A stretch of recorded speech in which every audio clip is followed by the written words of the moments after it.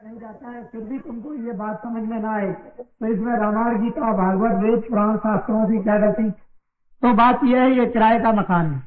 जैसे ही समय पूरा होगा स्त्री पुरुष बच्चे इस किराए के मकान से निकाल कर बाहर कर दिए जाएंगे और ये मकान जला दिया जाएगा।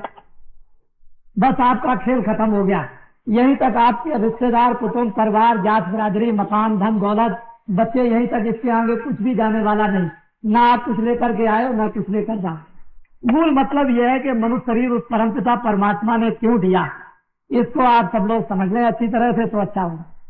धर्म पुस्तकें रामायण गीता भागवत वेद पुराण क्यों आपके सामने रखे गए? वो इसलिए रखे गए कि ये जीवात्मा जब से परमात्मा के यहाँ से आया तब से इस काल की अंधकार नगरी में, जहाँ पर पाप और पुण्य है, जन्म और मरण है, 84 और नरक है, इसमें अपने अपने कर्मानुसार मनुष्य ये कर्म करता है तो जीवात्मा को नाना प्रकार का कष्ट दिया जाता है। उस कष्ट के निवारण करने के लिए, कष्ट से छुटकारा दिलाने के लिए आपको ये मनुष्य रूपी सबसे ऊंचा मकान दे दिया। और ये कहा महात्माओं ने, ऋषियों ने और धर्म पुस्तकों ने, देखो अब की बार तुमको मकान मिल गया है, बुरे काम तो करना नहीं, जितने भी करना अच्छे करना। और मकान इसलिए दिया जाता है कि अब की बार तुम तप करके, तपस्या करके, दान कर, पुण्य कर, सेवा कर, सत्य बोलकर, योग कर, ध्यान कर, ये जिस तरह से भी हो सके उस जीवात्मा को अब की बार मरने के पहले भगवान के पास तक पहुंचा। बस इसी काम के लिए आपको ये मनुष्य शरीर मिला। बाकी ये कहा गया था, महात्माओं ने बताया था कि शरीर की रक्षा करना, खाना भी देना, कपड़ा भी देना और इसकी देखभाल भी करना, इसमें जो जीवात्मा रहती है उसकी भी रक्षा कर लेना। तो जब जीवात्मा को इस मनुष्य शरीर के द्वारा जगा लोगे तो इसको परमात्मा के पास पहुंचा देना, यह है किराए का मकान। और अपना काम करने के बाद मकान को खाली कर देना। लेकिन हम लोगों ने अपना काम तो किया नहीं, दूसरों का ये बोझा उठाते रहे और ये कहते रहे कि सारा संसार का सामान तो मेरा है। और ऐसे ही सोच विचार में इंतजाम करते समय में वो समय पूरा हो गया और उसने कहा कि मेरे किराए के मकान को खाली कर दो। तो आप रोगे, चिल्लाओगे, घबराओगे, डॉक्टर बुलाओगे, वैद्य बुलाओगे, लेकिन कोई आपकी सुनेगा नहीं। मकान से निकाल कर बाहर कर दिया तो तुम्हारे लिए और तुम दूसरों के लिए रोते रह जाओगे और रोते हुए चले जाओगे। कोई किसी का नहीं, कहाँ गए कहाँ नहीं गए इसका कोई पता नहीं। जन्मना मरना, 84 जाना, नरकों में जाना, जीवात्मा को कर्मानुसार नाना प्रकार की यातनाएं भोगनी और वहां जाकर के कोई सुनने वाला नहीं है कि हमारी कोई रक्षा भी करे, हमारे दुख को कोई सुने भी। यहाँ मनुष्य पर नाना प्रकार का कष्ट जब आता है तो कोई सुनने वाला नहीं, तो नरकों और 84 में कौन सुनेगा? ये समझने की चीज। तो वास्तव में हम लोग आत्मा का कल्याण करने के लिए, इस जीवात्मा को गति देने के लिए, इस जीवात्मा को जन्म और मरण से बचाने के लिए इस मनुष्य रूपी उत्तम मकान में हम आए। और महात्माओं ने इसी की याद दिलाई थी कि इनको बता दिया जाएगा कि मनुष्य रूपी मकान उत्तम बार बार नहीं मिलेगा। तो आप लोग अब की बार थोड़ा समय बचाकर सुबह शाम घर का, खेती का काम, दुकान का काम, नौकरी का काम करते हुए, बाल बच्चों की सेवा करते हुए थोड़ा समय बचाओगे सुबह शाम तो इस जीवात्मा का भी कल्याण हो जाएगा। लेकिन हम लोगों ने तो ये समय बचाया नहीं, दिन और रात दुनिया के काम में लगे रहे और वो समय आ गया मौत का, तो मौत लेकर के चली गई, शरीर को जला करके खाक कर दिया। तो बताओ अब आपने अपने लिए क्या किया? कुछ भी नहीं। तो मेरे कहने का मतलब सीधा साधा समझो, मैं तो हूँ धार्मिक। वास्तव में जब मनुष्य चारों तरफ बुराइयों में फंस जाता है तो ये तो बताना ही पड़ेगा कि बुरे का परिणाम बुरा और अच्छे का अच्छा। बुरा करोगे, चोरी करोगे, धोखा दोगे, बेईमानी करोगे, झूठ बोलोगे, किसी को मारोगे, छल करोगे, कपट करोगे, दुराचार करोगे तो तुमको ये सब अपराध लग जाएंगे और फिर तुमको इसकी सजा भोगनी पड़ेगी। तो ये तो आप जानते ही हो कि तप करने से राज मिलता है और राज करने से नरक मिलता है। ये तो आपको महात्मा जंगल में तप करते थे, सत्य बोलते थे, सेवा करते थे, दया करते थे, प्रेम करते थे, योग करते थे। उससे जब कभी हो गया उनका योग भ्रष्ट हो गया तो राजा बन गए और राजा बनने के बाद जब सभी सामान संसार के मिल गए तो फिर नरक को चले गए भोगने के बाद। तो इंद्रिय भोग से, राज भोग से, ये सभी वैभव भोग से मनुष्य कुकर्म करता है और फिर नरक में चला जाता है और जुग जुग तक वो आत्मा नरकों में पिटती रोती चिल्लाती रहती है, फिर उसको ये अवसर नहीं मिलता है। तो अब तो आपको ये जानना ही चाहिए, आप तो कोई यहाँ राजा नहीं हो, आप तो एक सामान्य व्यक्ति हो, हम भी सामान्य आदमी है, आप भी सामान्य आदमी हो। तो सामान्य आदमी समझ सकता है, सामान्य आदमी कुछ कर सकता है। अब तो आपके लिए भोग नहीं, लेकिन भोगों के लिए आप किस तरह से सुबह से शाम तक कि मैं राजा बन जाऊं, मुझे बहुत भोग मिल जाए, मुझे बहुत सामग्री मिल जाए, मैं ये काम कर लूँ, आनंद को ले लूँ, इस तरह से ये सभी में सुबह से शाम तक लगे हुए हो, तो ये दिन और रात जो आपने बिता दी, समाप्त कर दी, तो क्या इसके लिए और कोई दिन रात आपके लिए आएगी? एक दिन निकल गया, दूसरा दिन आना नहीं है, वो दिन तो आपका खत्म हो गया। उम्र में से एक दिन और रात चला गया तो दोबारा आएगा नहीं। तो इसलिए नर नारी, बच्चियों बच्चियों, जिस काम के लिए आए हो वो भी थोड़ा बहुत काम सोचो करने के लिए। इस जीवात्मा को बचाओ नरकों से, 84 से, जन्म से, मरण से। और हम लोग तो हमेशा आपको अच्छी शिक्षा देंगे, बुरी तो शिक्षा देंगे नहीं। तो मैं आपको थोड़ा सा एक परिचय बता दूं। आपने ये तो सुना होगा, नाम क्या है? मैं आपकी तरह से एक आदमी हूँ। इस आदमी का नाम है तुलसीदास। छोटा सा एक आश्रम है मथुरा में, जहाँ लोग प्रतिवर्ष आपके राजस्थान के बहुत से लाखों आदमी जाया करते हैं और देख करके आते हैं। मैं धर्म का, सनातन धर्म का प्रचार करता हूँ, सनातन धर्म का मार्ग बताता हूँ और आत्म कल्याण का इनको मार्ग बता करके साधना कराता हूँ। साथ ही साथ में रामायण, गीता, भागवत, वेद, पुराण, शास्त्र, उपनिषद जो उसमें लिखा हुआ है उस शिक्षा को मानता हूँ और फिर माथे इन सब धर्म पुस्तकों को रखता हूँ। लेकिन एक बात यह है कि जय गुरुदेव नाम का प्रचार करता हूँ और जय गुरुदेव नाम उस परम पिता परमात्मा का सर्वशक्ति मानता, मैं उसका प्रचार करता हूँ। अगर आपको इससे कोई इतराज है तो मैं धर्म पुस्तकों को सामने रख दूंगा। कहीं उन्होंने कुछ कह दिया, कहीं कुछ कह दिया, कहीं कुछ कह दिया। अरे हनुमान जी तो आपको यही बताते हैं कि जय जय हनुमान गोसाई कृपा करो, गुरुदेव की नहीं। गुरु ब्रह्मा गुरु विष्णु गुरुदेवा, धन धन गुरुदेव, दया सिंधु पूर्ण धरि नित्य करो तुम सेव, अचल भक्त मोह देव प्रभु। तो असल में गुरु से, वो जो गुरु सबका सर्वशक्तिमान है, तो बाबा जी उसी का प्रचार करते हैं, किसी आदमी का प्रचार नहीं, परमात्मा का प्रचार करते हैं, उसके नाम का प्रचार करते हैं। आपको तो कोई इतराज होना न चाहिए। उसी में ब्रह्म आ गया, उसी में राम आ गया, उसी में कृष्ण आ गया, सब कुछ उसी में आ जाता है, कोई चीज छूटती नहीं। जब सूरज सामने निकल आया तो उसी में चंद्रमा भी आ गया, सितारे भी आ गए और दिया भी आ गया। सूरज का प्रकाश तो बहुत बड़ा होता है और सब जगह उजाला कर देता है। तो जब आप सर्वशक्तिमान परमात्मा को मानने ही लगे तो सब उसी में आ जाते हैं। जो चले गए वो भी आ गए, जो आएंगे वो भी उसके अंदर में आ गए। तो राम भी आ गए, देवी भी आ गए, देवता भी आ गए। मतलब उसका ये कि आत्मा का कल्याण होना है, किस तरह से होना है वो तो मार्ग महात्माओं से मिलेगा। उस पर पता के चिंतन करने का, उपासना करने का, ध्यान करने का, आत्म शुद्धि करने का, मन की शुद्धि करने का, चित्त की शुद्धि करने का। जब ये पाप से पर लाभ लिए जाते हैं तो कोई न कोई अग्नि प्रकट होती है जो पापों को जला देती है। तो महात्माओं के पास में तो योग रूपी अग्नि रहा करती है जो हमारे अंदर में जला दी जाती है, तो वो पाप हमारे जल जाते हैं। तभी तो जीवात्मा निर्मल और पवित्र होगी और तभी मुक्त होगी। तो बाबा जी जय गुरुदेव नाम का प्रचार करते हैं। बाबा जी का तो नाम है नहीं जी जय गुरुदेव, बाबा जी का तो नाम तुलसीदास है। अब आपको ये बात तो मालूम हो ही गई कि भगवान का नाम जय गुरुदेव है और जिधर भी जाओगे उधर आपको सारे हिंदुस्तान में जय गुरुदेव नाम का आपको प्रचार मिलेगा। अगर भगवान का प्रचार नाम का ना होता तो इतनी जल्दी देश के अंदर में विकास नहीं करता और विकास लोग नहीं करते। तो जय गुरुदेव भगवान के नाम से विश्वास लोग करते हैं, उनसे उनको फायदा भी होता है, लाभ भी होता है, आत्म सिद्धि भी और आत्म जागरण भी होता है, आत्म शुद्धि भी होती है, मन विवेक और मन में निर्मलता भी आती है, विश्वास भी आता है। लोग उससे बहुत कुछ लौकिक और पारलौकिक लाभ उठाते हैं। तभी लोग तो किसी न किसी चीज को रखा करते हैं। अरे आदमी को अगर कहीं आराम मिल जाए तो पत्थर की चोटी पर रात को भी चला जाएगा और धूप में भी चला जाएगा और बरसात में भी, और लाभ नहीं मिलेगा तो उस चोटी पर चढ़ करके क्या करेगा। तो जब लाभ मिलता है भगवान के चिंतन से, उपासना से, उसके तो फिर लोग जो है उसको याद करते हैं कि किसी तरह से भी हमारा लौकिक शारीरिक फायदा हो, हमारा आत्म फायदा हो, परिवार का फायदा हो, देश का लाभ हो। तो हर तरह से लोग भगवान को याद करना चाहते हैं। और किसी नाम से भी परमात्मा को याद कर लो, कोई भी नाम हो जिससे आपको सुगम और साधारण हो उसी नाम से याद कर लो। लेकिन महात्मा जिस नाम से आपको भगवान को याद करा दे आप उसको कर लीजिए, लाभ उसी का होगा। तो बड़े ध्यान से आप मेरी बात को सुनो। वैसे तो यह है, मैं एक धोबी का काम करता हूँ। आपके गांव में कोई धोबी रहता है, जब गंदे कपड़े हो जाते हैं तो आप उसको दे देते हो और कहते हो देखो धोबी इस कपड़े को साफ करके ले आना। वो तो जाता है कपड़ा धोने वाला गांव का धोबी है। लेकिन बाबा जी भी उसी प्रकार की धुलाई करते हैं कि मन बुद्धि चित्त जीवात्मा अंतःकरण बहुत जुग जुग से मैले हो गए, इतने गंदे हो गए कि बिना धुलाई के ये साफ नहीं हो सकते हैं। तो महात्माओं के पास में औषधि होती है, बूटी होती है, अंजन होता है, उसको लगा देते हैं, उसको दे देते हैं। उससे उसकी मन की बुद्धि की चित्त की जीवात्मा की धुलाई करते हैं। और जब जीवात्मा धुल जाती है, साफ हो जाती है, मन शुद्ध हो जाता है, बुद्धि शुद्ध हो जाती है, तो विवेक आ जाता है, ज्ञान उसको होता है और फिर उसको आत्म साक्षात्कार होगा, तभी तो प्रभु का दर्शन होगा। गंदगी में तो आपको मालूम होना चाहिए कि गंदा शीशा रहेगा तो सामने अपनी तस्वीर भी दिखाई नहीं देगी। अपनी ये शकल भी दिखाई नहीं देती है। शीशे को साफ कर लो तो अपनी शकल आएगी। इसी तरह से अपनी जीवात्मा को, मन को, बुद्धि को और चित्त को नहीं साफ करेंगे तो परमात्मा कैसे मिलेगा? उसके लिए कोई धोबी चाहिए। जैसे कि वाल्मीकि के गुरु, उन्होंने धोया तो वाल्मीकि को क्या मिला कि वाल्मीकि को दर्शन हुआ ब्रह्म का, दिव्य नेत्र ज्ञान चक्षु खुला और ब्रह्म का दर्शन साक्षात्कार उन्होंने किया। मीरा ने साक्षात्कार किया, रैदास ने साक्षात्कार किया, भगवान का तुलसीदास जी ने साक्षात्कार किया। जब मन, बुद्धि, चित्त और जीवात्मा साफ नहीं होगी तो साक्षात्कार कैसे होगा? इसी के लिए हम लोग जंगलों में, तीर्थों में जाया करते थे।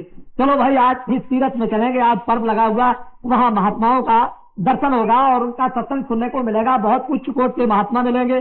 तो कभी हरिद्वार चले गए, कभी रामेश्वरम चले गए, कभी द्वारका चले गए, कभी मथुरा और काशी चले गए, महात्माओं का दर्शन। इस मंदिर में गए, बहुत अच्छे महात्मा मिलेंगे। उस मंदिर में गए, बहुत अच्छे महात्मा मिलेंगे। उस आश्रम में गए, यहाँ सिद्ध पुरुष मिल जाएंगे। इसीलिए दर्शन करने के लिए जाते थे कि भाई कहीं चलते फिरते संतों महात्माओं का दर्शन, योगियों का होगा तो आत्मा का कल्याण हो जाएगा।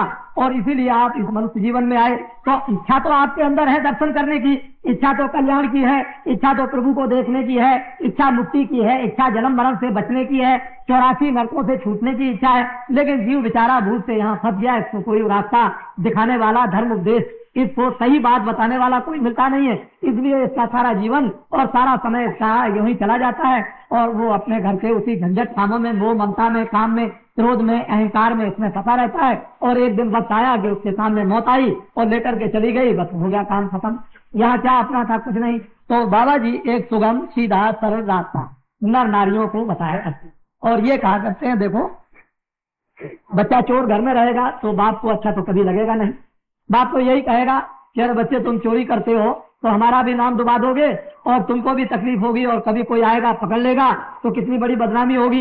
इसी तरह से महात्मा सारी सृष्टि में अपना बच्चा समझते, सबको कहते हैं देखो गलती मत करना, चोरी मत करना, झूठ मत बोलना, धोखा मत देना, किसी को मार मत देना, किसी का कत्ल मत कर देना, ये सब बुराइयां हैं। शराब मत पीना, मांस को मत खाना, तुम अंडे मत खाना, ये सब खान जितने भी हैं खाने के अशुद्ध सामानों को तुम बदले, जो बुद्धि खराब हो जाएगी, चित्त हो जाएगा खराब, मन चंचल हो जाएगा, काम, क्रोध, लोभ, मोह, अहंकार जग जाएगा तो आत्मा का विनाश हो जाएगा। तो महात्मा बाहर की धीरे धीरे शिक्षा देते हैं। जब मजबूत कर लेते हैं तो उसको आत्म शिक्षा देते हैं साधना करने की। फिर जब वो आत्म साधना में लग जाता है तो आत्म सिद्धि हो जाती है, उसको ज्ञान हो जाता है, उसमें शक्ति आ जाती है, उसको आनंद मिलता है, तो उसका लोक और परलोक दोनों बन जाता है। इसी लोक परलोक बनाने के लिए हम लोग इस मनुष्य रूपी मकान में आए थे और रामायण पढ़ते थे कि हमारा लोक बनेगा, परलोक भी बन जाएगा। गीता को भी सुनते थे, लोक बनेगा, परलोक बनेगा। और जब सब तीरथ करते हैं कि लोक परलोक बन जाए, लेकिन अब आप नहीं जानते हो तो भाई महात्मा क्या करें? महात्मा तो आपको जब नहीं मिलते हैं तो अपना रास्ता बदल गया। अब यह तो गलती है आपकी या महात्माओं की गलती है कि हमको आकर के उनको अपना धर्म उपदेश देना चाहिए। हमको अच्छी अच्छी बातें बताते, बुरी बातों को हमको जो हम उसमें फंसे थे छुड़ा लेते तो आज अच्छे रास्ते पर तो जीवन हमारा सुखमयी, शांतमयी, गांव गांव में, परिवार परिवार में बन जाता, हम निरोगी हो जाते, कोई बीमारी नहीं होती, कोई लड़ाई झगड़ा नहीं होता, सब एक दूसरे के काम आते, सब में प्रेम होता और सब लोग आपस में मिलजुल करके रहते। तो ये इस तरह के संकट आपके सामने जो द्वंद्व, लड़ाई झगड़ों के हो रहे हैं वो नहीं आपके सामने आते। लेकिन आपने ये सोचा कि महात्माओं की क्या जरूरत है? महात्माओं की तो इतनी जरूरत जितनी माता पिता की जरूरत नहीं, महात्माओं की इतनी जरूरत है जितनी राजा की जरूरत नहीं, महात्माओं की तो इतनी जरूरत है कि कपड़े न पहनो तब भी काम चल जाएगा। लेकिन महात्मा मिलना चाहिए क्योंकि इससे तो कभी काम बनेंगे। इधर आपको ये भी बन जाएगा कि कैसे रहना है, कपड़े कैसे पहना, किस काम के लिए आए हो, क्यों कपड़ा पहना जाता है, क्यों खाना खाया जाता है, मनुष्य रूपी मकान में कौन रहता है, ये सब चीजें आपको महात्माओं के द्वारा मालूम हो जाएंगी। तो अंतिम लक्ष्य तो आपको अपने कल्याण का ही प्राप्त करना है, अपने घर को ही पाना। घर छोड़ दिया, परदेश में आकर के मारे मारे फिरते हो। तो इसलिए नर नारी, बच्चे बच्चियों, अब आपको ये तो जान करके दुख होता ही है कि सारा संसार एक समय पर नष्ट भ्रष्ट मानो हो गया और नष्ट भ्रष्ट होने से जब खान पान खराब हो गया तो बुद्धि में अविवेक नहीं रह गया, बुद्धि हो गई मैली और मैली बुद्धि से अब लोग कुकर्म करने लगे और कुकर्म करने से बीमारी, लड़ाई झगड़ा, अशांति ये आनी जरूरी है। ये तो समाज घर में भी आ गई। अब अगर आप इस बीमारी से जो तरह तरह की बीमारी लग गई, तरह तरह का प्लास्टिक लग गया, तरह तरह की जहरीली हवाएं जो आ रही, इससे आप बचना चाहते हो तो रामायण में बिल्कुल साफ स्पष्ट लिखा हुआ कि जीवन के कष्ट और कलेश से यदि तुम मुक्ति पाना चाहते हो तो भगवान का भजन आपको करना होगा, ईश्वर का भजन आपको करना होगा और कब की जो महात्मा आपको ईश्वर का भजन बता दें कि ये परमात्मा का भजन है, उसको करने लगे तो ये सब व्याधि संकट आपका दूर हो जाए और फिर आपको किस तरह की शांति, आपको किस तरह की आपको शुद्धि आप में आ जाए, कैसे आप अपने यानी आत्मा को, जीवात्मा को आप जगा सकते हो। लेकिन जब तक महात्मा नहीं मिलेंगे तब तक ये सब संकट आपके सामने आए और आप लोग जो है जब कभी महात्माओं की बात सुनते हैं तो बुराई में लग जाते हैं। आपको क्या मिलेगा बुराई करने से, या बुराई सुनने से आपको क्या मिलेगा? दूसरे की बुराई सुनोगे, दूसरे की बुराई करोगे और सिर पर अपने पाप लगेंगे। अरे रामायण में, गीता में तो लिखा हुआ बिल्कुल इस वक्त कभी दूसरे की बुराई सुनना ही नहीं, न बुराई को करना। अरे जितनी हो सके किसी की अच्छाई करो और जो हो सके किसी की भलाई करो, किसी की सेवा कर दो। तो तुम अगर हो सकता है तो सत्य बोलो, क्यों गाली किसी को देते हो? तो मनुष्य जिस काम के लिए आया और मनुष्य इतना ज्ञानवान वो काम तो करता नहीं है, अज्ञानी काम करने लगा और ऊपर से गंदगी को लादते लादते इतने दिन हो गए। इस गंदगी को दूर कौन कर सकता है? अब तो ये आप सोचना समझना चाहिए। बाहर के पानी से आप चाहते हो कि गंदगी दूर हो जाएगी, तो बाहर के पानी से तो गंदगी दूर होगी नहीं। वो तो महात्माओं के पास में निर्मल जल होता है। आपकी सिद्धि का जब निर्मल जल होता है महात्माओं के पास में, और वो जब जल छिड़का जाता है तो आत्म शुद्धि करता है और वो गंदगी को दूर कर देता है, धोकर के साफ करता है। तो ये जीवात्माएं निर्मल पवित्र इस मनुष्य रूपी मकान में होती हैं, तभी ये कृतार्थ हो सकेगी, नहीं तो बहुत मुश्किल होगा। तो अब तो ये तरह तरह के कष्ट आपके सामने आए। तो मेरे कहने का मतलब यही कि हम तो आपको सुगम सीधा रास्ता बताएंगे ही, क्योंकि हमने यहाँ कोई जात पात का झगड़ा नहीं रखा, किसी तरह का नहीं। मुसलमान हो, हिंदू हो, छोटा हो, बड़ा हो, ब्राह्मण हो, क्षत्रिय हो, वैश्य हो, अर्जन हो, कोई किसी भी जात का हो, हमको उससे कोई मतलब नहीं। मतलब तो इससे है कि मन सोना चाहिए। जब पैदा हुए थे तो नंगे, पैदा हुए थे तो रो रहे थे, पैदा हुए थे न पढ़े थे, ना आप कपड़ा पहन सकते थे, ना किसी को पहचान सकते थे। लेकिन जब धीरे धीरे जब बड़े हुए और बुद्धि जगी और आपको परिचय ये कराया गया सब कुछ, तो कपड़ा भी पहनने लगे, शर्म भी आने लगा, खाना भी खाने लगे और उठने भी लगे और सुनने भी लगे और बात भी करने लगे और दूसरे की इज्जत और सेवा भी करने लगे। लेकिन जब जाने का वक्त हुआ तो कपड़ा भी भूल गए, खाना भी भूल गए, उठना भी भूल गए, बोलना भी भूल गए, देखना भी भूल गए। क्यों? कि जब आए थे तो कुछ नहीं लेकर आए, न कुछ समझ लेकर आए। जब जाने लगे तो ये सब कपड़े उतार दिए, सारा संसार का ज्ञान ध्यान खत्म हो गया, सब पहचान खत्म हो गई। जब मरने लगता है तो सब पहचान खत्म, ना कुछ लेकर आए ना कुछ लेकर जाओगे, सब कुछ आपको छोड़ करके यही जाना है, इसी जगह खाली आपको जाना। ये भी मनुष्य रूपी कपड़ा उतार लिया जाएगा आपका और ऐसी अवस्था में भेज दिया जाएगा कि इसके अंदर कौन रहता था, किस तरफ से निकल करके चला गया, ये आपको कोई ज्ञान नहीं हो पाएगा। उसी को जानने के लिए ये मनुष्य रूपी कपड़ा आपको मिला है और इसमें बैठ करके आप अपने आप को जानो, अपने आप को पहचानो। पहचान लोगे महात्माओं की कृपा से, दया से, तो सारा काम और जीवन सफल बन जाएगा और जिस लिए आए थे वो काम हो गया आपका। नहीं तो ऐसे न मालूम अनेकों और करोड़ों जन्म आपने धारण किए हैं और फिर भी अभी तक काम कुछ नहीं हो सका। यही रोना रोते रहे जन्म मरण का, नरकों और 84 का। तो रास्ता तो मैं आपको बताऊंगा, इसमें तो दो संदेह नहीं। सीधा बताऊंगा, साधारण बताऊंगा, ऊंचा बताऊंगा। चारपाई पर करो, जमीन में बैठ के करो, रजाई ओढ़ के करो, कंबल ओढ़ के करो, पहले खेती करो, बाद में बच्चों की सेवा करो। जब कोई काम तुम्हारे पास ना हो तो भगवान का भजन 15 मिनट, 20 मिनट, आधा घंटा लेट करके, बैठ करके, समझ गए, पैर लटका करके, जैसे भी बन जाए वैसे कर लो तो काम तुम्हारा ये बन जाए चलते चलाते। नहीं तो आगे बड़ी मार पड़ेगी और नरकों की अग्नि में वहां जब जलाए जाओगे तो कोई बचाने वाला नहीं होगा, काटे जाओगे तो कोई बचाने वाला नहीं होगा, सड़ाए जाओगे तो कोई बचाने वाला नहीं होगा, भूख प्यास लगेगी तो कोई देने वाला नहीं मिलेगा। वहां इतनी यातनाएं जंदूत सिपाही देते हैं कि वहां हाहाकार जीवात्माएं करती है, रोते चिल्लाते रहते हैं और ये रोज घटनाएं देखने को मिलती हैं। जब तुमको वो ज्ञान मिलेगा, जब तुमको ज्ञान चक्षु मिलेगा, जब दिव्य नेत्र तुमको मिलेगा, जब तुम्हारा खुल जाएगा और मनुष्य रूपी मकान में बैठ करके जब देखोगे कि जीवात्माएं कैसे निकाली जाती हैं और कैसे डाली जाती हैं और कहाँ इनका हिसाब होता है, न्याय इनका कहाँ होता है, कौन इनको मारता है, किस तरह से मारता है, कहाँ इनको जलाता है, तो आदमी कांपता है और डरता है। और पुस्तकों में फिर महात्माओं ने लिखा कि हे जीवो, हे मनुष्यों, ये ऐसी दुर्गत आत्माओं की होती है, तुम बुरे कामों को अब करना छोड़ दो। अभी तक जो कुछ किया तो किया, अभी तक तो आपने सब कुछ कर लिया जो कुछ करना था। यानी इन 27 वर्षों में जितने भी बुरे से बुरे काम करने थे आपने सब किए, उससे तो आपने हार मानी नहीं। लेकिन मिला आपको क्या, ये सोच लो। 27 वर्षों में ये सोचा था कि महात्मा की जरूरत नहीं, रामायण की जरूरत नहीं, धर्म की जरूरत नहीं, प्रेम की जरूरत नहीं, सत्य की जरूरत नहीं, सेवा की जरूरत नहीं, माता पिता के सेवा की जरूरत नहीं, बड़ों की इज्जत की जरूरत नहीं। आपने इन सब बंधनों को जो सामाजिक थे, घर के थे, परिवार और मनुष्य के थे, उन सबको तोड़ दिया। सोचने लगे चलो भाई अब बंधन तोड़ करके बाहर निकल जाएंगे। गीता रामायण का क्या बंधन महात्माओं का और देवताओं का, तो चलो बड़ा आनंद मिल जाएगा। आपने सब कुछ किया और करने के बाद आपको मिला क्या, ये आपको सोचना है। तो मैं आपको एक छोटा सा किस्सा बताता हूँ, वो सुने स्त्री पुरुष सभी। एक महात्मा जी थे, आपके गांव में आए। महात्माओं को लोग क्यों पकड़ते हैं, ये समझने की बात। जब आप सब तरह से थक जाते हो, हार जाते हो, रोते चिल्लाते हो और कोई भी रास्ता आपके दुख दूर होने का नहीं होता है, तो अंत में लोग महात्मा को पकड़ते तो महाराज अब तो दया दृष्टि कीजिए, अब कृपा कर दीजिए। तब फिर महात्मा होते हैं द्रवित, वो दूसरों के दुखों को देख करके फौरन पिघल जाते हैं और कहते हैं भाई इसके ऊपर तो दया होनी चाहिए, इसके दुख दूर हो जाए। तो महात्मा ऐसे ही चले जा रहे थे। रास्ते में जब सभी नर नारी बड़े दुखी थे तो महात्मा जी को पकड़ा। महात्मा जी आप कहाँ जा रहे हैं, आप कहाँ जा रहे हैं, आप कहाँ जा रहे हैं, जरा हमारी बात तो दुख की सुन लीजिए। तो महात्मा जी खड़े गए। चलो बेटा क्या है, क्या लगे, बड़ा संकट है, बड़ा कष्ट है, बड़ी बीमारी आई हुई है, खाना नहीं मिलता है, लड़ाई झगड़ा होता है, उत्पात हो रहे, कोई किसी की सुनने वाला नहीं। अरे बच्चे तुमने तो अपना रास्ता कर्म धर्म का छोड़ दिया तो तकलीफ तो तुमको मिलेगी ही, तुमको आराम कहाँ मिलेगा। इसलिए बच्चा तुम अपने कर्म धर्म में लग जाओ तो तुम्हारा ये संकट और दुख दूर हो जाएगा। कह लगे अच्छा महाराज हमको बतलाइए हम कर्म धर्म में कैसे लगे। तो उनको सबको बुला करके बैठा दिया और कहा देखो बच्चा, अगर तुम सुख चाहते हो तो तुम कितने दिन में सुख चाहते हो। कह लगे महाराज हम तो आज ही सुख चाहते हैं। अरे बच्चा एक दिन में तो तुमने पाप किया नहीं।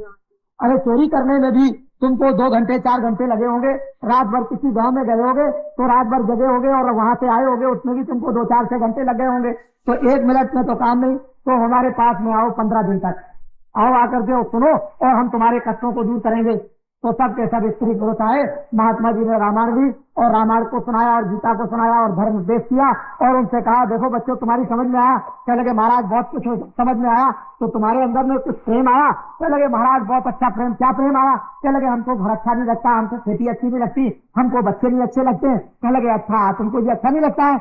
कहा महाराज ये अच्छा नहीं लगता तो क्या अच्छा लगता है कि साधु महात्मा का दर्शन हो और हमको सत्संग सुनने को मिले। तो और तुमने क्या।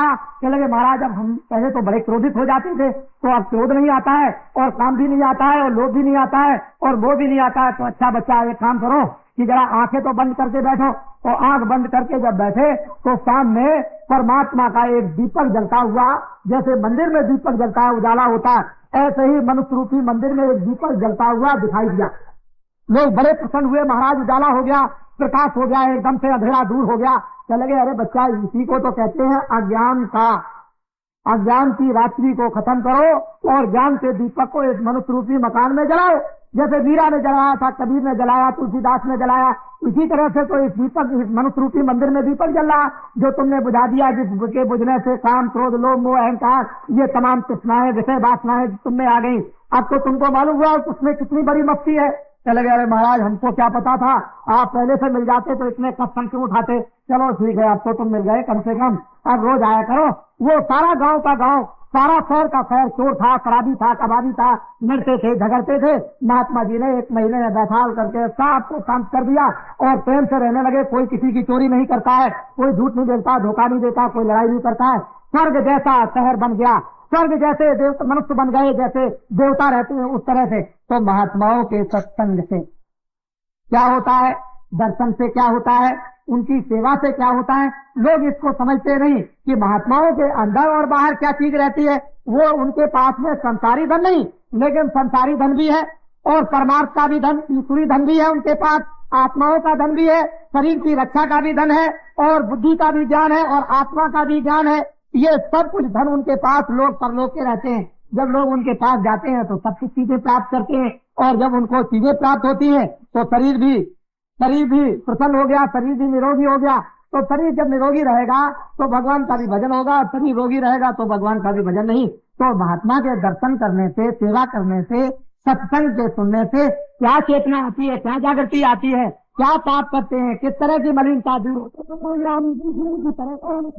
हैं और सबके ऊपर में किस तरह की दया की वर्षा करते हैं और उनके दुखों को किस तरह से दूर करते हैं, ये तो महात्मा ही जानते हैं। सारी सृष्टि को अपना बच्चा समझते हैं। जितने भी छोटे बड़े मनुष्य हैं उनको सबको अपना बच्चा समझते हैं और अपने बच्चों को दुखी देख करके उनका हृदय बड़ा दुखी होता है। लेकिन अब माँ बाप घर में हो और बच्चे गलत काम करते हो तो माँ बाप तो रोएंगे ही, लेकिन बच्चा भी गलत काम से रोएगा, वो भी चिल्लाएगा। अंत में जब वो बहुत रोता रोता थक जाएगा तो माता पिता के पास आता है कि हमको आप माफ कर दीजिए, अब हम गलती नहीं करेंगे कभी, तो माता पिता उसको माफ करते हैं। इसी तरह से ऋषि मुनि महात्मा राम कृष्ण कबीर रैदास तुलसीदास, मुसलमानों में मोहम्मद, ईसाइयों में ईसा मसीह, ये सब महात्मा जो थे एक तरह से माता पिता की तरह से हमारे ऊपर में रक्षा और सेवा करते थे। और इसीलिए हम उनको मानते हैं कि ये राम थे, ये कृष्ण थे, ये कबीर थे, हमारे स्वामी थे, हमारे देवता थे, हमारे महात्मा थे। इन्होंने हमारी सेवा की, हमारी रक्षा की, हमारे ऊपर में दया की। तो महात्मा हमेशा परोपकार करते हैं, उपकार भी करते हैं और परोपकार भी करते हैं। लौकिक उपकार से शरीर की बीमारियां दूर करते हैं और परोपकार से आत्मा को परमात्मा से मिला देते हैं। तो हम लोगों ने जाना आना छोड़ दिया, मिलना जुलना छोड़ दिया, उनकी बात को सुनना छोड़ दिया। आज जिधर भी जाइए चारों तरफ कोहराम मचा हुआ। तो मैं गाँव वासियों से प्रार्थना करूंगा कि आप लोग कभी भी, जब कभी भी कोई महात्मा आपके यहाँ आए और आपको सत उपदेश करें, अच्छी बातें बताएं, तो गांव के आदमी 1 घंटे के लिए 2 घंटे के लिए अपने काम काज को छोड़ करके फौरन इकट्ठे हो जाया करें। और अच्छी बातें 2 भी मिले, 4 भी मिले, 10 बातें भी आपको अच्छी मिल जाए, उसको लेकर के चले जाए आप। और एक एक बात को आप छोड़ दें। एक बुराई को आज छोड़ दिया, एक कल छोड़ दिया, एक परसों छोड़ दिया, एक चौथे दिन छोड़ दिया, तो थोड़े दिन के बाद, महीने के बाद में फिर आप देखोगे क्या होता है, क्या नहीं आपको मिलता है। लेकिन आप अगर एक एक चीज को एक एक दिन नहीं छोड़ेंगे, एक आदमी सब चीजों को एक दिन नहीं छोड़ सकता है, तो थोड़े देर के लिए काम छोड़ करके चले आए तो ये मत समझो कि मेरी खेती में नुकसान हो जाएगा, मेरे घर में कोई नुकसान हो जाएगा, मेरा कोई नुकसान हो जाएगा। धर्म उपदेश सुनने से, महात्मा के दर्शन करने से, अच्छी बातों को सुनने और समझने से खेती का नुकसान, जानवरों का नुकसान, घर में नुकसान नहीं बल्कि बीमारी को छोड़ करके भी चलाए और यहाँ से वापस लौट करके जाए। और बीमार भी उस प्रेमी का दर्शन यदि करता है, जो प्रेमी उस महात्मा के दर्शन करने के लिए गया, तो उसकी बीमारी छूट जाती है, बीमारी से वो मुक्त हो जाता है, बीमारी उसकी दूर हो जाती है, उसका बुखार उतर जाता है। इसलिए हम लोग महात्माओं के पास जाते थे, कुछ औषधि ले आएंगे, कुछ दवा ले आएंगे, कुछ आशीर्वाद ले आएंगे, कुछ मिल जाएगा हमको और मिल करके हम लोग सबके सब अच्छे हो जाएंगे। तो हमने तो हमेशा लोगों को फायदा लाभ पहुंचाने की चेष्टा की है। और हमारे पास तो अधिकांश में किसान मजदूर, जगह जगह देहातों में किसान मजदूर है। हमारे पास में शहर के आदमी बहुत कम है। ये आप समझ लो निश्चित कि जो लाख 2-2 लाख, 4-4 लाख, 5-5 लाख और 10-10 लाख आदमियों की रोज रोज जो भीड़ होती है, वो सब किसान और मजदूर है। और हम किसान और मजदूरों को ही चाहते हैं। हमको धनी मानी नहीं चाहिए, हमको वो मतलब ये है कि बड़े बड़े पूंजीपति नहीं चाहिए। हमको तो यही चाहिए जिनके अंदर दर्द है, जिनको दुख है, जिनको तकलीफ है, जो बीमार है, जो परेशान है, जो कामी है, जो क्रोधी है, जो चोरी में फंस गए, जो डकैती डालते हैं, झूठ बोलते हैं, शराब पीते हैं, मांस खाते हैं। हमको तो बुरे आदमियों की जरूरत है, हम उनको ठीक कर लेंगे। ये तो ठीक अपने अपने करने का रास्ता है कि हम कैसे ठीक कर लेंगे। हमारे पास आ जाएंगे, हम कैसे ठीक करेंगे ये तो हमको मालूम, क्योंकि हमने करोड़ों आदमियों की शराब छुड़ा दी, मांस छुड़ा दिया, मछली छुड़ा दी, लड़ाई झगड़ा छुड़ा दिया और भगवान के भजन पर लगा करके उनको ऐसे रस्ते पर लगा दिया कि अनपढ़ से अनपढ़ भी कोई किसान होगा, उससे बड़े पढ़े लिखे बात नहीं कर सकते। इस तरह का नर नारियों को शिक्षा देकर के धीरे धीरे समझा कर ज्ञान की शिक्षा देकर रामायण की, भागवत की, गीता के दृष्टांत दे करके उनको और इस तरह से बनाया कि आप देखिए उनमें कितना प्रेम आ गया, कितने उनमें सत्यता आ गई, कितना उनमें आत्मविश्वास हो गया, कितने उनमें भगवान का विश्वास आ गया। ये कोई साधारण बात नहीं है, मेहनत करने से सब कुछ होता है। तो आप लोग जो है वो सबके सब अच्छे रास्ते की तरफ चलो। गांव गांव के अंदर में आप लोग अपनी अपनी मीटिंगों को बना लो और ये आपस में बैठ करके तय करो कि भाई अभी तक तो आपने ये देख लिया सब कुछ कि शराब पीते थे, चोरी करते थे, मांस खाते थे, मछली खाते थे, लेकिन शराब कोई न पिए। एक ही काम हाथ में ले लो कि हम लोग आपस में भाई शराब पीना छोड़ दो, शराब बहुत खराब चीज है, बुद्धि को नष्ट करती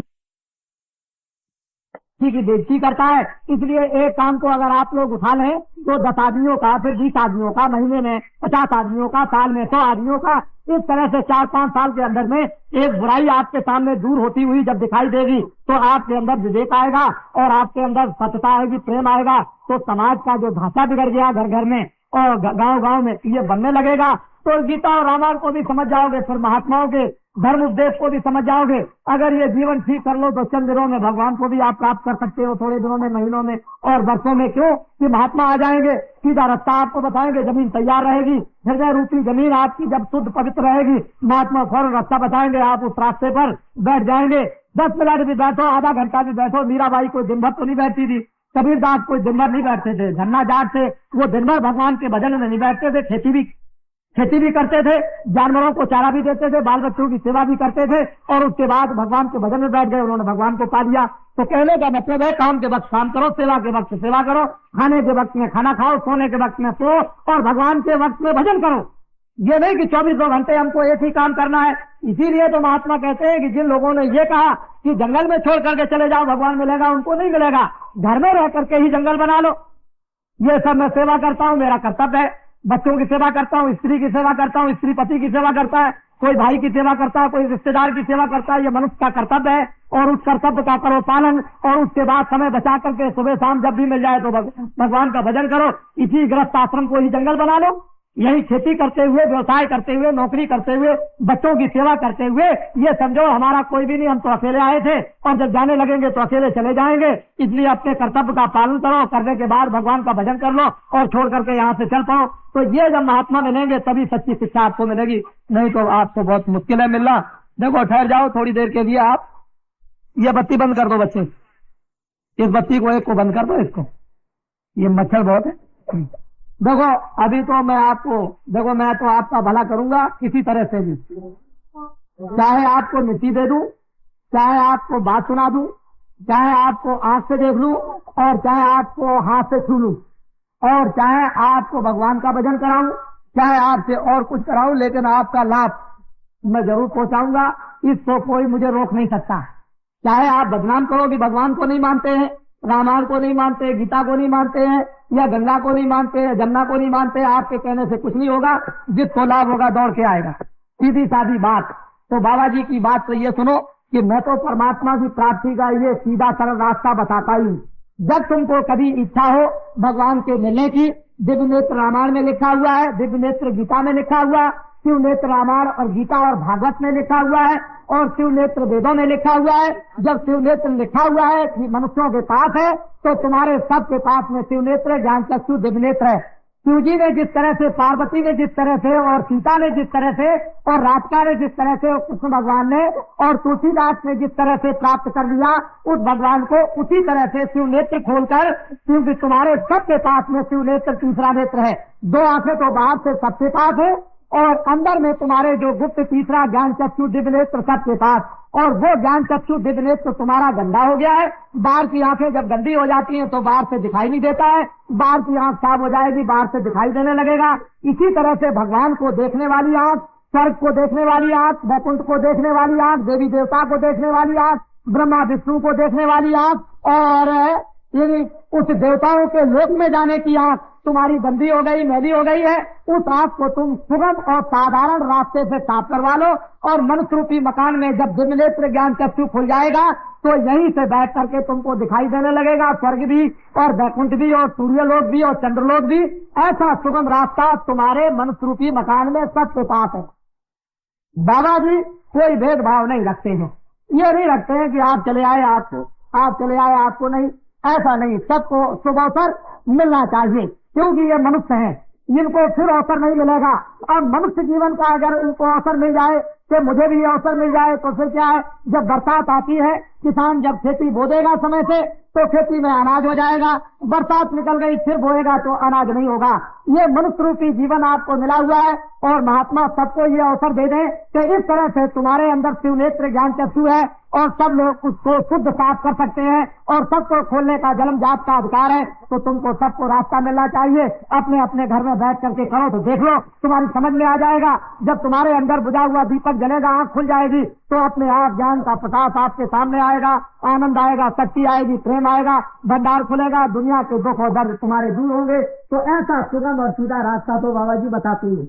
और आपको जब कभी इच्छा हो तो जय गुरुदेव नाम का प्रचार करते हैं हिंदुस्तान में, आप चले आइएगा और ये कहिएगा तो मैं भगवान के रास्ते पर चलकर उस परमात्मा को अपने ज्ञान चक्षु दिव्य नेत्र के द्वारा देखना चाहता हूँ, तो बाबा जी आपको सुगम सीधा रास्ता बताएंगे। तो देने लेने की बात कुछ भी नहीं है। और अपने घर में बैठकर ये जरूर है कि जब कभी पास में सत्संग हो तो सत्संग को सुनने के लिए चौमू आ जाए, या उस गांव से आपके इस गांव में आ जाए, या यहाँ से सामौद चले जाए। पास में कभी सत्संग हो तो वहाँ पर जाना चाहिए, क्योंकि रामायण जी यही कहती है कि हे सेवक तुम जाओ, ये तो भजन करने का रास्ता है, मैं तुमको रास्ता बताता हूँ और घर में जाके भजन करना, लेकिन हमारा दर्शन करने के लिए और दर्शन देने के लिए अयोध्या में जरूर आना।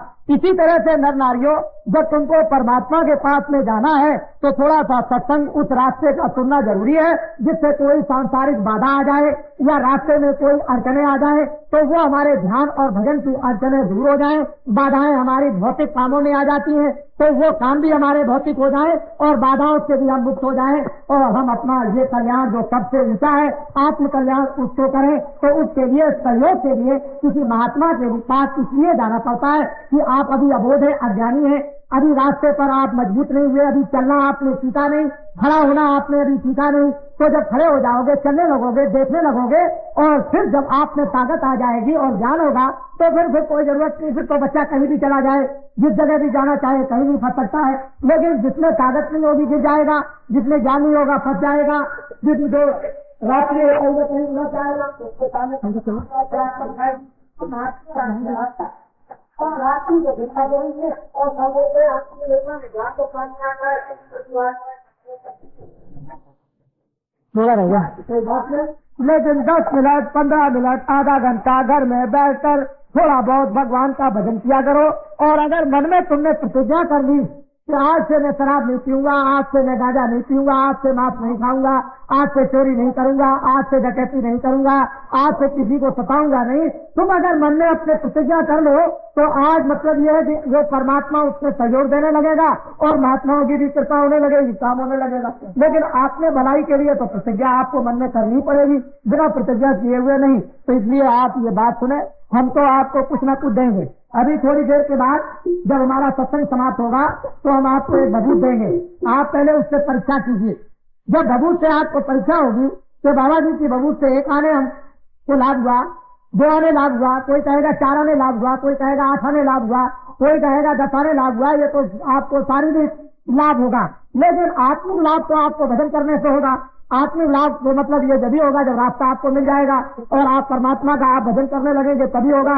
और ये जो बाहर के लाभ हैं, जैसे डॉक्टर जब बीमारी लेकर जाते हो तो दवा दे दिया, अच्छे हो गए, लेकिन फिर बीमार पड़ोगे तो फिर आपको दवा खानी है, फिर आप बीमार पड़ोगे, फिर दवा खानी, फिर अच्छे हो जाओगे, फिर बीमार पड़ोगे। तो महात्मा आपको कुछ ना कुछ बिना दवा के और बिना यानी किसी मुसीबत से आपको कुछ ना कुछ फायदा पहुंचाए। तो उसी तरह से हमको भी चाहिए कि अब रोग न बुलाएं, बीमारी को न आने दें, बीमारी को रोकें। किन कारणों से बीमारी आती है उसको आप सबको समझना चाहिए। तो बाबा जी भभूत की बात देंगे, भगवान के मिलने का रास्ता भी देंगे। अब आप एक किस्सा सुन लें, मुझसे कोई नाराज न हो, मैं एक सीधा साधा आदमी हूँ। वैसे लोग मुझे बहुत बदनाम करने की कोशिश करते हैं, सोचते हैं बाबा जी को बदनाम कर दिया जाए। बाबा जी ने तो कभी नाम बदला नहीं, बाबा जी का नाम तुलसीदास आश्रम मथुरा में मैंने तो कभी बदला नहीं। मैंने ना कभी गांधी कहा और न मैंने कभी मोहम्मद कहा, न मैंने कभी राम कहा और न मैंने कभी कृष्ण कहा। मैं न भगवान बनता हूँ और न मैं महात्मा बनता हूँ, मैं तो आपका सेवक हूँ और बराबर सब जगह यही कहता रहता हूँ कि धोबी का काम करता हूँ। और धोबी की सेवा सबसे छोटी होती है और वो गंदे कपड़े को साफ किया करता है और गंदा कपड़ा साफ करके दे देगा, तुमको प्रसन्नता होगी। तो बाबा जी भी किसी तरह से मन बुद्धि चित्त को धो करके जीवात्मा को धोते हैं, साफ करके देते हैं, फिर आप प्रसन्न होते हो, फायदा आपका होता है, आनंद आपको मिलता है, शांति आपको मिलती है, ज्ञान आपको मिलता है, शक्ति आपको मिलती है। बाबा जी तो इस मुसीबत में फंसे रहते हैं और आपकी सेवा करते रहते हैं। बाबा जी को न भगवान बनने की जरूरत और न महात्मा बनने की जरूरत, सेवादार जरूर है। बाबा जी कोई दूसरा नाम नहीं आपको हमेशा बताते हैं। लेकिन अगर आप कहते हो कि भाई आप राम हो, आप हनुमान हो, आप कृष्ण हो, आप ये हो, आप वो हो, तो बाबा जी किस किस का मुंह पकड़ेंगे? ये तो आपको समझना चाहिए। बाबा जी तो घर में किसी का मुंह नहीं पकड़ेंगे, कौन किसको राम कहता है, कौन किसको हनुमान कहता है, कौन बालाजी कहता है, और कौन क्या कहता है, और कौन क्या कहता है, कौन चोर कहता है, कौन डकैत कहता है, बाबा जी किस किसका मुंह पकड़े। तो इसलिए बाबा जी का नाम लिया, बाबा जी का आश्रम मथुरा में, और बाबा जी भगवान के मिलने का सुगम रास्ता बतलाते हैं, और ये गीता रामायण वेद पुराण साहब सनातन धर्म का प्रचार करते हैं। बाबा जी शराब और मांस मछली अंडा और ये चोरी चमारी छुड़ाते हैं। ऐसा काम सारे देश के अंदर घूम घूम करके कर रहे हैं। और देखो जब ये काम लोगों के सामने आ गया तो चारों तरफ जन में चर्चा हो गई। बाबा जी को तो हिंदुस्तान में कौन जय गुरुदेव नाम से नहीं जानता। आप कहीं भी जाए, काशी में जाओ, द्वारका में जाओ, बंबई में जाओ, आप इधर चले जाओ, कश्मीर की तरफ चले जाओ, आप पूरब में कलकत्ते में जाओ, चारों तरफ जय गुरुदेव नाम से बाबा जी को जानते हैं। बाबा जी को जब जय गुरुदेव नाम से जानते हैं तो बाबा जी को और क्या करना। आप जिधर जाएंगे गांव गांव में, आपके यहाँ देखिए चाहे सारे राजस्थान में किसी तरफ भी चले जाइए, बच्चे बच्चे जानते हैं जय गुरुदेव नाम से, सब लोग जानते हैं। जब पहुंच जाएंगे तो मैं उनको देखूंगा, दर्शन करूंगा, और बाबा जी का वो दर्शन करेंगे। मैं उनको कुछ लाभ पहुंचाऊंगा, उनके पास कुछ रखा होगा मुझे दे देंगे, मेरे पास कुछ होगा मैं उनको दे दूंगा। उनके पास क्या बुराई होगी, गंदगी होगी, मैं उनकी गंदगी को साफ करूंगा। मेरे पास अच्छाई होगी तो मैं उनको अच्छाई दूंगा। वो सीधी सादी बात। इसलिए बदनाम करने की बहुत चेष्टा करते हैं, लेकिन बाबा जी बदनाम नहीं हो सकते हैं। बाबा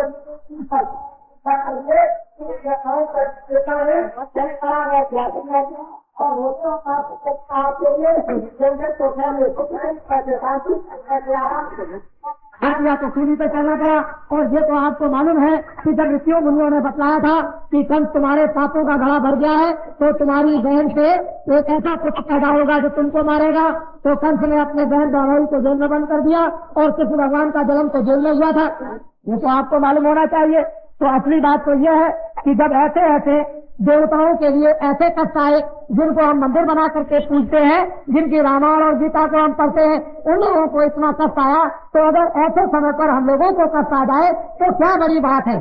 तो कष्ट को झेलेंगे, जो भी कष्ट आएगा इस दुख को दूर करने के लिए, कष्टों को दूर करने के लिए, और धर्म को लाने के लिए, कर्म को लाने के लिए, और सत्य को लाने के लिए, और आत्म कल्याण के लिए जो भी कष्ट आएगा उस कष्ट को सहन करेंगे। उस कष्ट के लिए महात्माओं का तो वेशभूषा होता ही है। इसलिए आपको ये बात बड़ी समझनी चाहिए कि महात्मा किसके लिए होते हैं, आपके लिए। अगर आपको छोड़कर चले जाएं तो पारिया की चोटी बैठ जाए, उनको क्या जरूरत है। वो तो वहाँ भी ये जो कुछ उनके भाग में वो वहाँ भी कपड़ा मिल जाएगा और एक सिक्कर मिल जाएगा और आराम से रहेंगे। लेकिन ये समाज डूब जाएगा, ये आत्मा डूब जाएगी, नरकों में 84 में चली जाएगी। तो इसलिए महात्माओं को आप अपना समझें। तो महात्मा हमारे लिए आते हैं, हमारा काम करते हैं, हमारे दुख को हरते हैं, हमारे दुख को सुनते हैं, हमारी व्याधा दूर करते हैं, लोक को बनाते हैं, पर लोक में जीवात्माओं की रक्षा करते पहुंचाते हैं और जन्म मरण से मुक्त कर देते हैं। ये महात्माओं का वेशभूषा इसीलिए हुआ करता है। लेकिन जो इस वेशभूषे को नहीं समझते हैं तो क्या किया जाएगा। तो इसलिए आप हमको तो आप अपना समझें, और मैं तो आपको अपना समझता ही हूँ कि आप सब मेरे ही हो। हमने तो कोई ऐसा उपदेश किया नहीं है कि जात पात का कोई झगड़ा रख दिया हो कि तुम बहुत खराब हो, तुम बहुत अच्छे हो, और तुम छोटे हो और तुम बहुत ऊंचे हो। हमारे पास तो जो भी आते हैं हम सबको गले मिलाते हैं। आप देखते नहीं हो, सबके बीच में घूमते रहते हैं, सबसे मिलते हैं, कोई भी होगा सबसे मिलते हैं, सबसे बात करते हैं और सबकी बात को ध्यान से सुनते हैं और जितना हो सकता है उतना उनको लाभ पहुंचाते हैं। तो इसलिए आप तो समझे अपना और मैं आपको समझता हूँ, और मुझसे जितना भी आप लाभ और फायदा उठाना चाहें हम हर तरह से तैयार हैं। लेकिन ये जरूर पूछूंगा, और कभी समय आएगा पूछने का तो ये जरूर पूछूंगा कि आपको हमसे क्या चाहिए, हमसे आप क्या चाहते हैं, कौन सी चीज ऐसी चाहते हैं, कौन मदद लेना चाहते हैं, किस तरह की सेवा आप हमसे चाहते हैं, किस तरह का काम हमसे चाहते हैं। हम जो भी काम चाहेंगे सब करने के लिए तैयार। लेकिन जन जन को जब महात्माओं ने आवाज को उठाया है तो जन जन को स्थिति देखना चाहा, और हम ये चाहते हैं सारी सृष्टि स्वर्ग जैसी हो, सारी सृष्टि में स्वर्ग जैसा सुख हो, भरपूर वस्तुएं हो, सस्ती वस्तुएं हो, सबके चरित्र हो, सब में प्रेम हो, सब में सदाचार हो, सब लोग भगवान को याद करें, सब लोग भगवान का स्मरण करें, सब लोग निरोगी हो जाएं और सब लोग सुंदर हो जाएं। कोई अंधा, कोई लंगड़ा, कोई लूला, कोई बहरा न हो, सबके सब अच्छे हो। इस तरह की कामना आपके लिए उस भगवान से करते रहते हैं। और ऐसा ही वातावरण बन रहा है कि एक समय आएगा तो लाचार होकर, मजबूर होकर, दिवस होकर, मार खाकर और चिल्लाकर और रोकर और तड़प कर और जलकर आप धर्म की तरफ दौड़ पड़ोगे और कहोगे अब तो हम धर्म के रास्ते पर चलना चाहते हैं, हमने तो दुनिया सब कुछ देख लिया है, अब सीधा रास्ता हमको चाहिए। तो उस समय पर भी हम आपको गले लगाएंगे और उस समय भी आपको प्रेम करेंगे, आपकी मदद करेंगे, आपकी सेवा करेंगे और ये चाहेंगे कि सबका जनजीवन बिल्कुल सुखमय हो जाए। लेकिन मैं क्या करूं, 70 से लेकर 80 तक मेरी बात को आप नहीं सुनोगे तो वो मुसीबत आपके सिर पर आएगी, वो आपत्ति आपके सिर पर आएगी, वो चिल्लाओगे रोगे जो लिखने में नहीं आ सकता है, इस तरह की आपत्ति आने वाली है। हमने 70 से और 80 तक 81 के अंदर तक आपको बताया। आप ये चाहते हो बाबा जी कल बदल दे, बाबा जी आज बदल दे, बाबा जी 1 घंटे में बदल दे।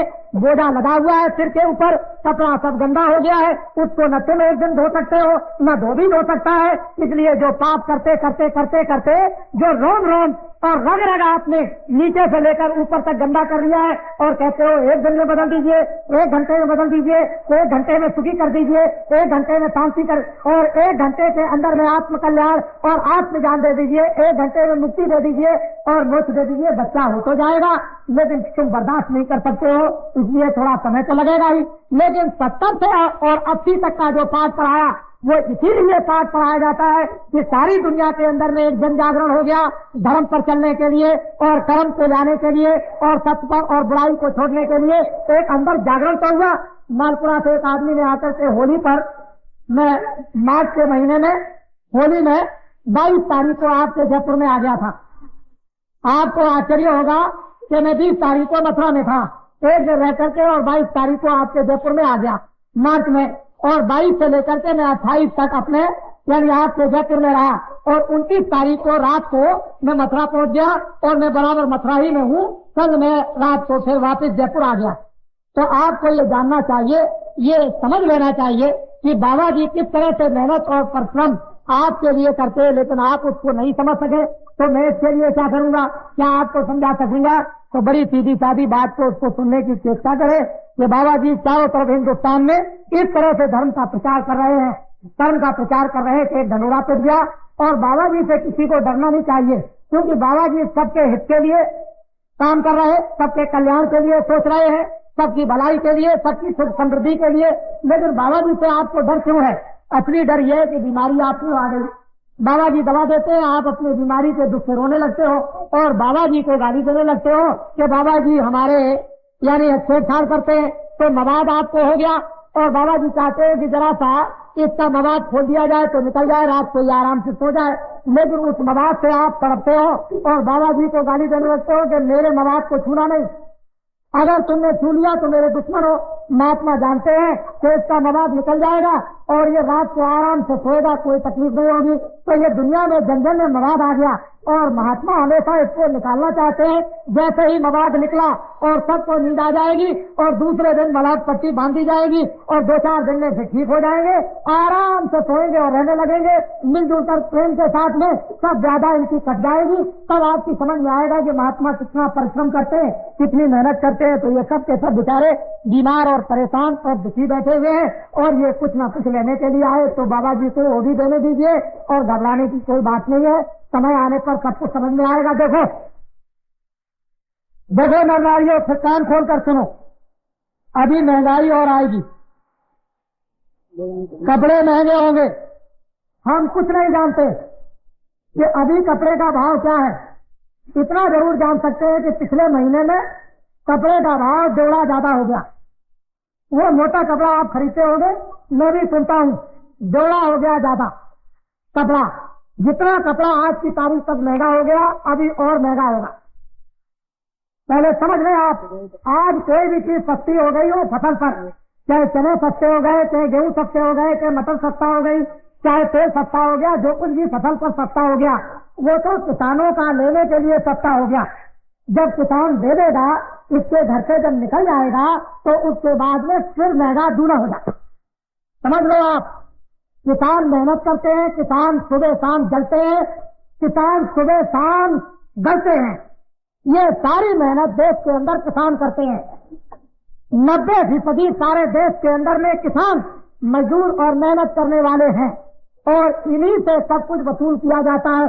यही सुबह शाम मैं बाल बच्चों के खेती में, मैं बाल बच्चों के पहाड़ में, मैं बाल बच्चों के हर जगह ये लगे रहते हैं, खून पसीना बहाते रहते हैं और इनके दुख और दर्द को कोई नहीं सुनता, कोई सुनने वाला नहीं।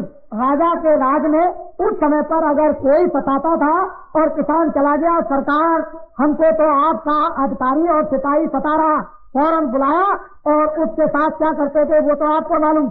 लेकिन इस समय पर लोग सताए जा रहे, कोई सुनने वाला नहीं, कोई पूछने वाला नहीं, कोई न्याय करने वाला नहीं और कोई रक्षा करने वाला नहीं। न जान की कोई रक्षा करने वाला, न माल की कोई रक्षा करने वाला, न बच्चों की रक्षा करने वाला, न स्त्रियों की रक्षा करने वाला, न जानवरों की कोई रक्षा करने वाला, न धर्म को कोई लाने वाला, न धर्म की कोई रक्षा करने वाला, किसी तरह की कोई भी इस समय पर नहीं।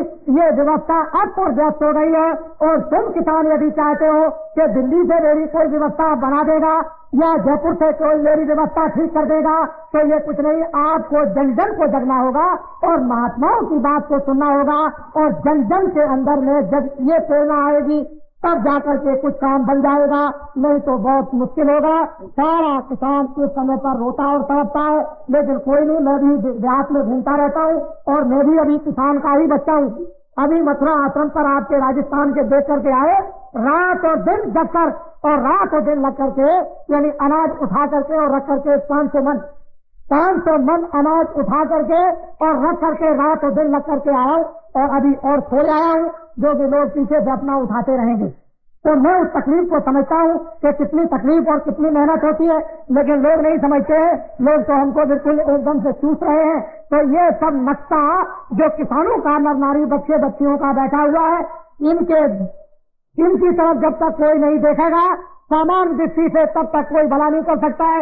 इसलिए मेरी बात को बहुत दूर तक सोचो और समझो इसके लिए, और नहीं समझोगे तो आपको बड़े संकट आएंगे। अनाज महंगा, कपड़ा महंगा, लोहा महंगा, ये महंगा, खाद महंगी, चीनी महंगी, वो महंगा, वो महंगा, वो महंगा, वो महंगा, सब चीजें अभी महंगी आएगी। व्यवस्था अभी अस्त होगी। अखबार और रेडियो ये झूठ बोलते हैं और किसानों को हमेशा धोखा देते हैं। जितने भी बुद्धिजीवी शहर में रहते हैं वो अखबार और रेडियो में फंस गए हैं। उनकी बुद्धि 24 घंटे चक्कर खाती है। किसानों के दुख और दर्द की बात को वो भी नहीं सुन पाते हैं और किसान बेचारे क्या करें, ये सुबह से शाम तक अपने बाल बच्चों के पालन पोषण करने के लिए किस तरह से मेहनत करता रहता है, इसे फुर्सत मिलती नहीं है। तो इसलिए अखबार और रेडियो की बात को यानी 15 आने क्या, मैं तो 17 आने झूठी समझता हूँ। और जब तक अखबार और रेडियो की बात को आप झूठी नहीं समझोगे, जब तक आपके सामने गरीबी दूर करने का नक्शा सामने नहीं आएगा, सस्ती का नक्शा जब तक सामने नहीं आएगा, जब बाजार में जाओगे सस्ती जब तक चीजें आपको नहीं मिलेगी, जब तक आपके ये कष्ट दूर नहीं होंगे, तब तक विश्वास करने की क्या जरूरत है आपको आपके सामने। और ये सब कुछ आपसे वसूल किया जाएगा। सब कुछ ये देता लेता रहता है, लेकिन ये बेचारा क्या करे, इतना भोला होता है, इतनी मेहनत करता है, इतनी मशक्कत करता है, लेकिन दुनिया के सब लोग इसी को ठगा करते हैं। चाहे वहाँ बाजार में ठग ले, चाहे यहाँ ठग ले, हर तरह से ये रोता चिल्लाता रहता है, इसके कर्म में यही है और हम आपके कर्म बनाना चाहते हैं। आप अपने कर्मों को बिगाड़ना चाहते हो तो अभी पिछले किए हुए कर्म का हाल तो ये है, और बिगड़ जाएगा मनुष्य शरीर का घर तो और बुरी हालत हो जाएगी और तुम्हारी जीवात्मा का हनन और पतन हो जाएगा। तो वहाँ रोते और चिल्लाते रहोगे, कौन सुनेगा। तो बाबा जी तो इसी दुख में आपके कर्म बनाना भी चाहते हैं और जीवात्मा की रक्षा भी करना चाहते हैं और जीवन भी सुखी चाहते हैं, हर तरह से लौकिक और पारलौकिक। तो इसलिए बाबा जी की बात को सुनो और हमसे आपको कोई स्वार्थ तो है नहीं, हम तो आपसे कुछ चाहते नहीं है, न हमको कोई मंत्री बनना है और न हमको कोई राष्ट्रपति बनना है। हमको तो ये धोबी की सेवा करना है और भगवान का रास्ता बताकर मनुष्य रूपी मकान में मरने से पहले इस जीवात्मा को भगवान की तरफ ले चलना और जन्म मरण से बचाना, यही काम करना। असली काम तो बाबा जी का यह है। तो मेरी बातों को बड़े ध्यान से सुने और नहीं सुनोगे तो बाद में मानना पड़ेगा आपको, क्योंकि 70 से 80 तक जो कुछ भी बाबा जी कहेंगे वो सब कुछ होने वाला है, न होने वाली कोई बात नहीं होगी। और 70 से और अभी जो कुछ भी हमने 74 तक कहा वो सब कुछ देखने को मिला है लोगों को, और आगे जो कुछ भी आगे तक के लिए कह रहे हैं वो सब कुछ आपको देखने को मिलेगा। बाबा जी की एक बात झूठी नहीं है, इसलिए मेरी निवेदन प्रार्थना है कि हम भारतवासी हैं, हमको कोई विदेश से एक नया पैसा नहीं देता। लेकिन लोग क्या कहेंगे कि वो तो विदेश से पाते हैं, एक नया पैसा कोई भी विदेश का आदमी मुझको नहीं देता है। ये सब इंतजाम यही किसान खून पसीना बहा करके यही सब गरीब करते हैं। यही लाउडी स्पीकर ले आए तो इन्होंने ये मंच लगा दिया और इन्होंने पर्चे छाप कर न मालूम किस तरह आपको संदेशा देकर के ले आए। बाबा जी ने इनको एक नया पैसा नहीं दिया। बाबा जी न तो विदेशी है न विदेश से पैसा ले आते हैं। बाबा जी देशी हैं, यही धर्म का प्रचार करते हैं और यही पर चरित्र सदाचार की शिक्षा देते हैं, यही पर आत्माओं के जागरण का सत्मार्ग बताते हैं। बाबा जी विदेशी नहीं है और बाबा जी को कुछ चाहिए भी नहीं। बाबा जी तो चाहते हैं कि कोई भी ऐसा आदमी पैदा हो जाए जो इन सबको सुखी जीवन कर दे, इनकी चीजें सस्ती कर दे और इनको सब चीजें मिलने लगे, ये आराम से रहने लगे, न्याय कोई इनको देने लगे, रक्षा इनकी करने लगे, सब लोग दिन में कमाए शाम को रखे, कोई चोरी चमारी न करे, कोई लूटपाट न करे, झूठे मुकदमे न चलाए। बाबा जी तो इस तरह का जीवन सबके लिए चाहते हैं। इनमें से तुम्हारा कोई बच्चा निकल आए और ऐसा काम तुम्हारी सेवा का चाहे कुछ भी बन करके करे, बाबा जी तो ये कामना तुम्हारे बच्चों से चाहते हैं। बाबा जी तो और कुछ चाहते नहीं। इसी शिक्षा को देख देख करके तमाम लोग घबरा रहे कि बाबा जी ने तो ये बहुत बड़ा इन किसान मजदूरों का एक संगठन कर दिया है और इनने विवेक और विचार पैदा कर दिया है और न मालूम क्या चीज भर देते हैं और किस तरह से जगा देते हैं। तो ये तो अब किसान जाने, ये मजदूर जाने, दुखी जाने कि इनको क्या मिलता है तो इनको मालूम होगा और बाबा जी को पता है कि इनको क्या देते हैं, इनको मालूम कि मुझे क्या मिलता है तो ये जानते हैं। जिसको किसी को कुछ मिलेगा अपने आप कुछ ना कुछ समझेगा, नहीं किसी को मिलेगा तो क्यों कोई समझेगा। पर बिना फायदे की दुनिया क्यों दूर से चल के आती है, कुछ ना कुछ तो उसको मिलता ही है। तो सीधी सादी बातें हैं, इसलिए आगे समय बड़ा खराब आ रहा। मैं इतना ही आपसे अनुरोध करूंगा, देखो सभी संस्थाओं के लोग यहाँ पर बैठे होंगे, मैं तो एक धार्मिक आदमी हूँ, लेकिन आपको एक सलाह देता हूँ कि परिवर्तन होना चाहिए। सभी संस्थाओं के लोग सबके सब जितनी भारत में संस्थाएं हैं, धार्मिक संस्थाओं के लोग एक हो जाओ, क्योंकि उसकी अब जरूरत है। इनका अन्न, इनका पानी, आप लोग मंदिर बनाकर, आश्रम बनाकर इन किसानों का आप पानी और अनाज खाते हो, तो अब जंगल में रहने की जरूरत महात्मा और धर्म लोगों की नहीं। अब आओ इनके बीच में, इनकी इनकी आपत्ति आई हुई, इनके ऊपर अन्याय हो रहा, इनके ऊपर दुख का पहाड़ टूट गया, ये आकर इनके बीच में आकर के सुनो समझो और इनको एक रास्ता दिखाओ। ये धर्म लोग महात्मा आचार्यों की बात राजनीतिक लोगों के लिए यह है कि सब राजनीतिक लोग सोचें और विचार करें और विरोधी जितने भी हैं ये तो सब के सब एक हो जाए, शासन करने वालों को एक तरफ कर दे और विरोधी हो जाए एक तरफ। बड़े ध्यान से, जब रोटी देने की, कपड़ा देने की, काम देने की, न्याय करने की, रक्षा करने की, सस्ती लाने की और शौच कम करने की जब बात सब करते हो तो विरोधी जितने भी हैं ये सब के सब एक हो जाएं। बाबा जी इस तरह का जन और जागरण करेंगे और आपको एक रास्ता बताएंगे, एक रास्ता आपको सुझाएंगे कि विरोधी एक हो जाए, शासन करने वाले एक हो जाए। और हम किसानों और मजदूरों से अनुरोध करेंगे कि 27 वर्षों में इतना कष्ट किसान और मजदूरों पर आया है, तो अब की बार परिवर्तन करो और दूसरों को एक मौका, एक समय दो सेवा करने का जो चरित्रमान और सदाचारी है। और वो कौन कि 50% तो तुम्हारे 20 और 30 बरस के जो बच्चे हो उनको आप आने दीजिए। 30% जो 35 साल से ऊपर के बुढ़े हो उनको आप ले आइए और 20% धर्माचार्य जो काशी में हो या गया में, हरिद्वार में या आपके गांव में कोई महात्मा अच्छे हो उनको आने दीजिए।